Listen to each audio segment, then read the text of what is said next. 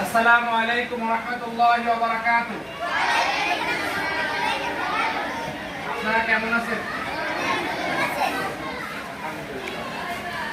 আল্লাহ তাআলা শুকরিয়া যে রব্বুল আলামিন আমাদের দীর্ঘদিন কায়দা পড়ার পর আজকে আমপারা বা কোরআন মাজিদের 30 নম্বর পারা আমাদের কি পড়ার তৌফিক দিচ্ছেন, সেই রবের দরবারে সকলে মিলে বলি আলহামদুলিল্লাহ।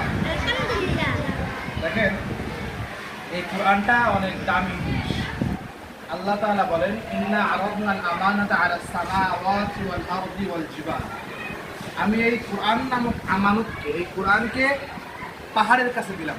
প্রথমে আল্লাহ কার কাছে নাযিল করতে চাইলো? কোরআন পাহাড়ের কাছে, আসমানের কাছে, জমিনের কাছে।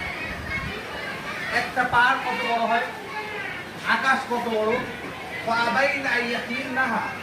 কিন্তু ওই পাহাড়, এই আকাশ, তারা সবাই বললো, আল্লাহ এই কোরআনের ওজন আমরা বহন করতে পারবো। আর এক জায়গায় আল্লাহ বলছেন যে লাউ আনজালনা হাযাল কুরআন আলা জাবালিন লারাআইতাহু খাশিআম মুতাসাদ্দিআম মিন খাশিয়াতিল্লাহ। এই কোরআনকে যদি আমি পাহাড়ের উপর নাজিল করতাম, হে নবী, তুমি দেখতে পেতে এই কোরআনটা আল্লাহর ভয়ে চূর্ণ বিচূর্ণ হয়ে যেত। তাহলে কোরআনে কত ওজন! সেই কোরআন আমপারা মানে হলো কোরআনের 30 নম্বর পারা। আমপারা মানে কি বলেন? কোরআনের 30 নম্বর পারা।